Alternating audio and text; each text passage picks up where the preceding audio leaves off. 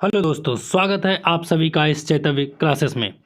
आज के प्रमुख खबर हम लोग जो डेली कवर करते हैं, जिसमें हम देखते हैं कि हमारे दैनिक खबर में क्या क्या इम्पोर्टेंस है। हम डेली जनसत्ता या फिर दैनिक भास्कर दोनों से किसी एक को कवर करते हैं और यहाँ से करंट अफेयर्स के लिए जो हमारे लिए इम्पोर्टेंट साबित होगा उस न्यूज़ को हम लोग उठा करके उसका एनालिसिस करते हैं, उसके बारे में पूरी जानकारी इकट्ठा करते हैं ताकि आपको आने वाले समय में करंट अफेयर से रिलेटेड कोई भी क्वेश्चन यहाँ से सॉल्व हो सके।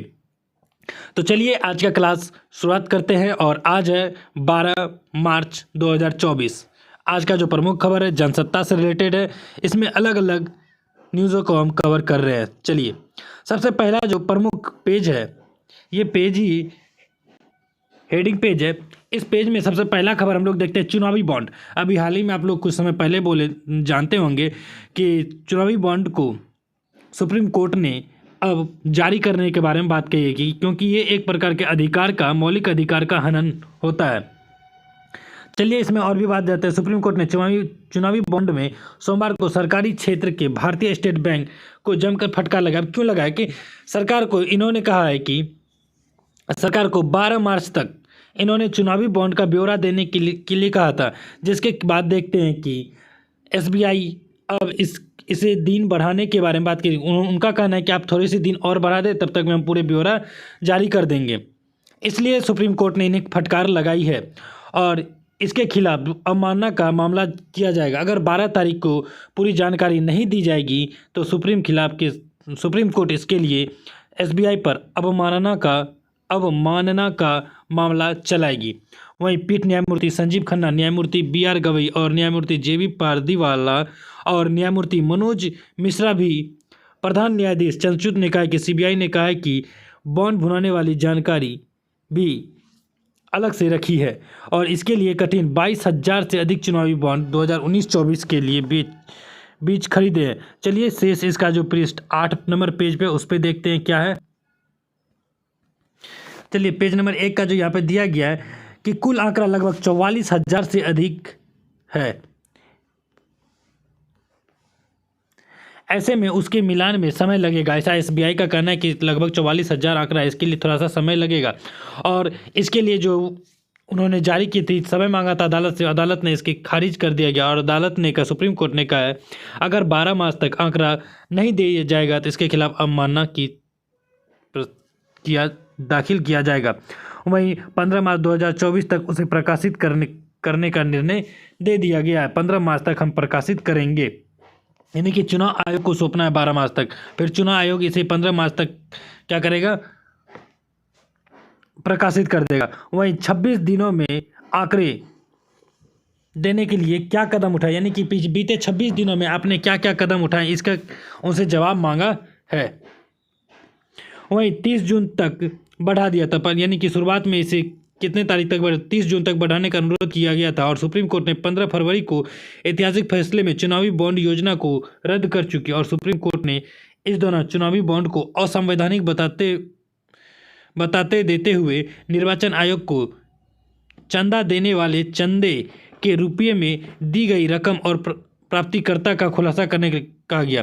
यानी कि आप लोग जानते हैं कि अलग अलग पार्टी जो है इन्हें अलग अलग बिजनेसमैन द्वारा चंदा दिया जाता है। अब जो बिजनेसमैन चंदा देते हैं, पहले जो था इसके खिलाफ कौन दिया, कितना दिया, इसके खिलाफ कोई जानकारी नहीं, तो कैश में दिया नहीं जाता है और ऑनलाइन दिया नहीं जाता है।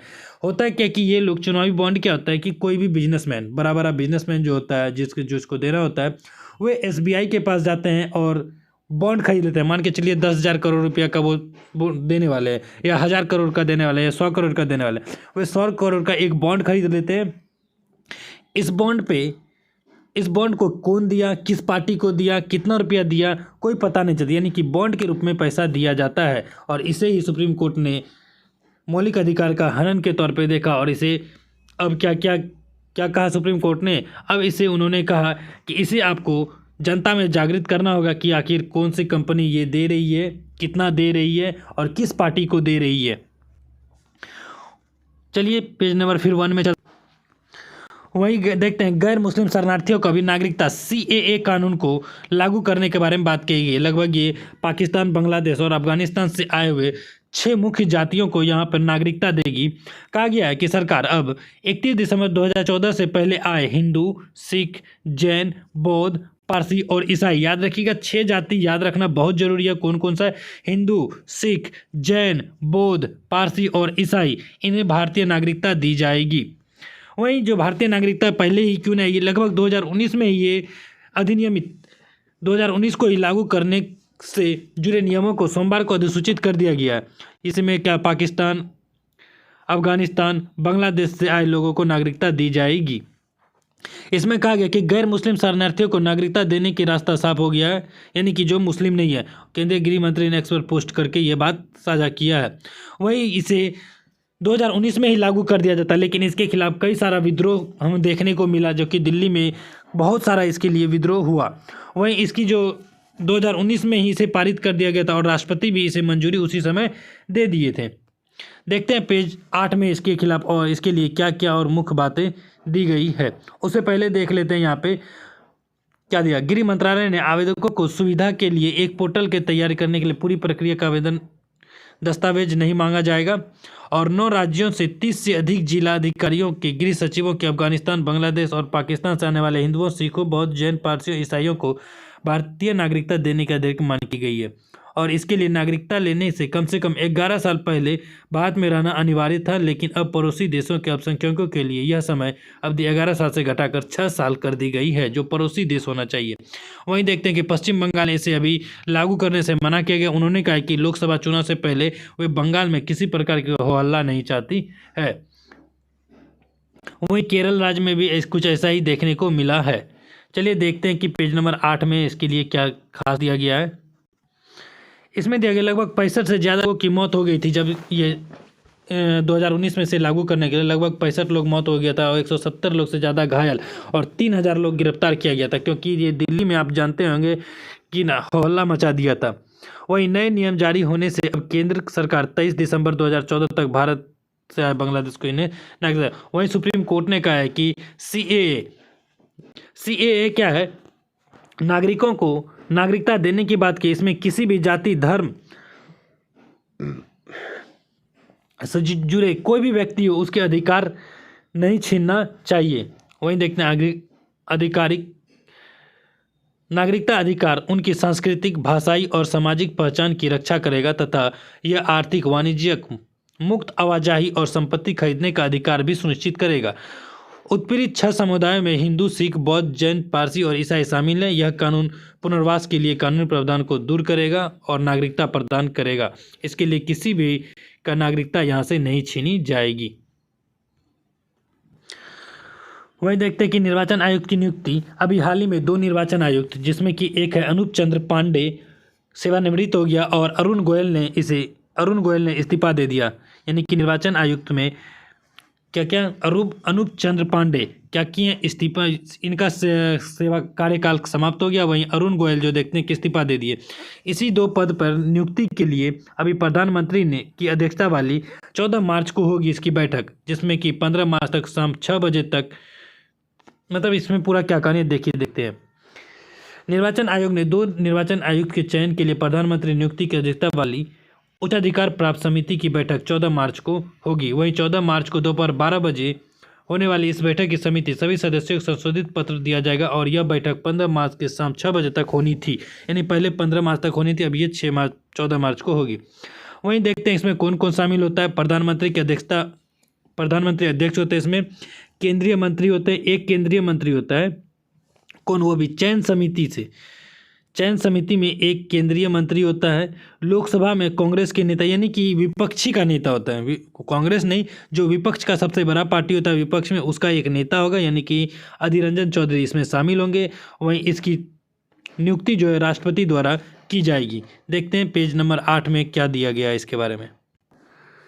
निर्वाचन आयुक्त की 14 मार्च को बैठक। वही निर्वाचन आयुक्त के चयन के बैठक में नोटिस पहले शनिवार को दोपहर को भेजा गया था, जबकि गोयल के इस्तीफा के अधिसूचना शाम को जारी की। यानी कि इसमें जो एक इस्तीफा दिया है, यहाँ पे कुछ खास नहीं है। चलिए वो इसी पेज पे चलते हैं। अभी हाल ही में अग्नि 5 मिसाइल का सफल परीक्षण किया गया। यह परीक्षण परमाणु युद्धग्रहों से एक साथ कई लक्ष्य भेदने में यह संभव है। इस मिशन का जो नाम है मिशन दिव्यास्त्र, इस मिशन की अध्यक्षता कौन कर रही है? एक महिला कर रही है। आप उस महिला का नाम कमेंट बॉक्स में बताइए कि मिशन दिव्यास्त्र की अध्यक्षता कौन कर रही है। इसके तहत मल्टीपल इंडिपेंडेंट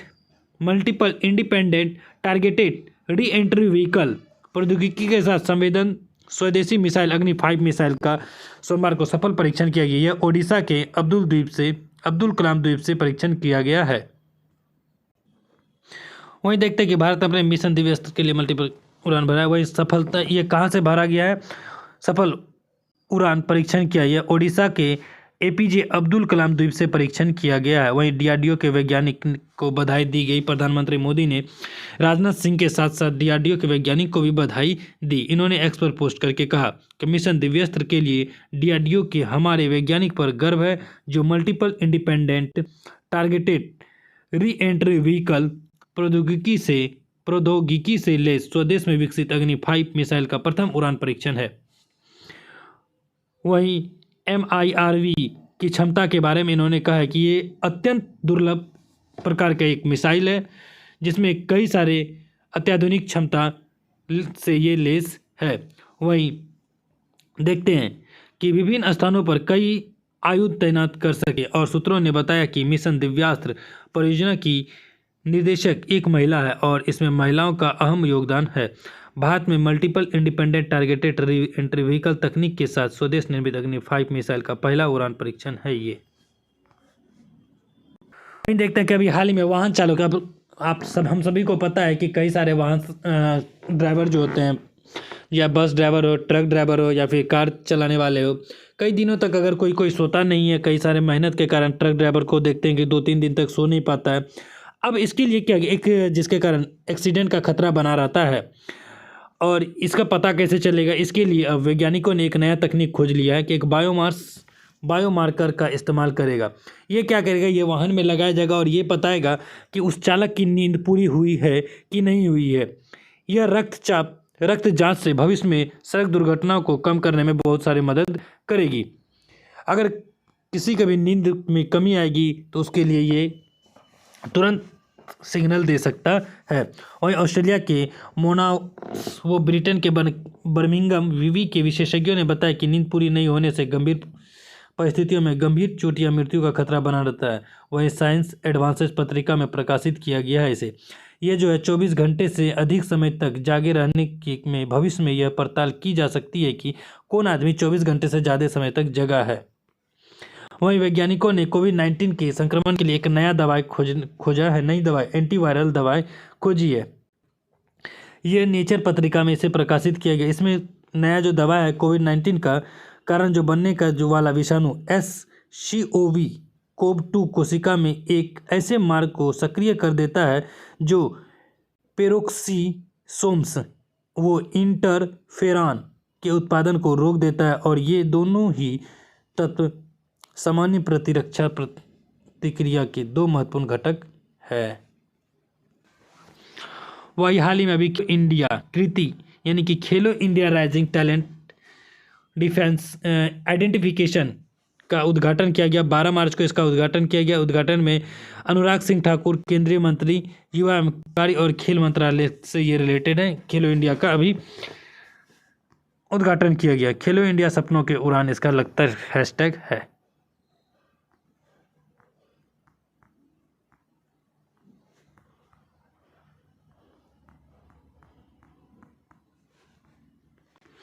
वही देखते हैं कि उत्तर लेखन के लिए जो हमारे बहुत सारा लाभदायक सिद्ध होता है। ध्वनि प्रदूषण का बढ़ता खतरा। आज का जो टॉपिक है उत्तर लेखन में जो दिया गया है, ध्वनि प्रदूषण का बढ़ता खतरा। फ्रेंड्स, आप सभी जो भी PCS एग्जाम की तैयारी कर रहे हैं, या कि UPSC हो या फिर किसी भी स्टेट PCS को, उसके लिए ये बहुत ही लाभदायक सिद्ध होगा, क्योंकि ये उत्तर लेखन में आपको बहुत मदद करने वाली है। आप इसका स्क्रीनशॉट या फिर PDF जरूर ले लें हमारे टेलीग्राम चैनल से जुड़ के, या फिर आप यहाँ से स्क्रीनशॉट लेकर के इसे अच्छे से पढ़ सकते हैं। वहीं अंतर्राष्ट्रीय न्यूज़ के तौर पर देखें तो अभी चीन में अब एक बच्चा नहीं 3 बच्चे अच्छी के खिलाफ चल रहा है। चीन में 1980 के दशक के आसपास जो है एक बच्चा नीति पॉलिसी अपनाई गई थी। लगभग 1978 में एक प्रस्ताव लाया गया था, तो पूरा चीन में एक ही बच्चा जन्म दिया। ऐसा क्यों किया गया था? क्योंकि चीन में जनसंख्या काफ़ी बढ़ गई थी। जब जनसंख्या काफ़ी बढ़ गया तो वहाँ एक इसके खिलाफ संविधान ही, सोचिए, संविधान ही लागू कर दिया गया। संविधान ही लागू कर दिया गया 1978 में एक बच्चा पॉलिसी लाया गया था, और इसे 1979 में लागू कर दिया गया था। और इतने कड़े ढंग से इसे लागू किया गया था, जो भी एक बच्चा से ज़्यादा पैदा करेगा उसको गिरफ्तार कर लिया जाएगा। यहाँ तक कि उसकी जो सरकारी नौकरी है वो भी छीन लिए जाते थे। इसके लिए सर्टिफिकेट भी उन्हें दिया जाता, जो एक बच्चा को जन्म देता उन्हें सर्टिफिकेट दिया जाता था। और 1982 में चीन में अपने संविधान में इसे शामिल कर दिया कि सभी को एक ही बच्चा को जन्म देना है। वहीं देखने इसके कारण से क्या हुआ, वहाँ पे लिंग अनुपात लगातार गिरता गया। जो लड़की जन्म होता था उसे फेंक दिया जाता था, मार दिया जाता था, देह व्यापार में उसे ढकेल दिया जाता था।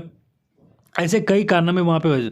इसीलिए इसे बदलने के लिए अब हाल ही में क्यों बदला गया, इसका भी रीजन है क्योंकि चीन में युवाओं से ज़्यादा वृद्धों की जनसंख्या बढ़ती नजर आने लगी थी। अब चीन में युवा का कमी हो गया, इसीलिए चीन 2023 में नई पॉलिसी को लाया। इससे पहले भी उन्होंने एक और पॉलिसी लाई कि 2 बच्चे की नीति, और अब 2023 में उन्होंने 3 बच्चे पॉलिसी को लागू किया है। चीन की सरकार ने 3 बच्चे की पॉलिसी को लागू किया गया।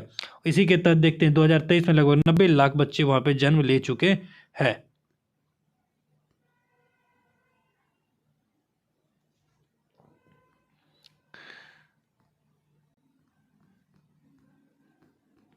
फ्रेंड्स, आपको यूएन से संबंधित कई सारे बात शामिल होंगे, क्योंकि यूएन में कहा गया कि अभी जो 5 देश हैं जिसके पास वीटो की शक्ति है, 5 देश आपको पता होगा, रूस, अमेरिका, चीन, ब्रिटेन और फ्रांस। ये 5 देश है जिसमें वीटो की शक्ति है। वीटो की शक्ति क्या होता है कि अगर कोई 4 देश सहमत भी है किसी चीज़ को लेकर के और 5वां देश सहमत नहीं है, तो वो अपनी असहमति व्यक्त करेंगे, और उनकी असहमति व्यक्त करने के कारण से वे चीज़ लागू नहीं हो सकती है।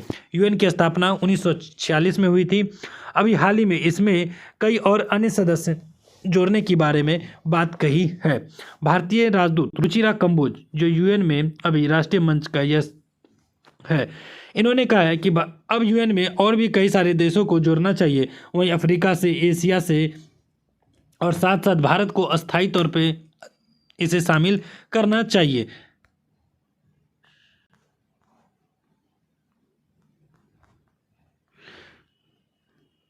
वही देखते कि ये जो सीए कानून का विजयन केरल ने, जो केरल के मुख्यमंत्री है, इन्होंने वहाँ लागू करने से मना कर दिया है।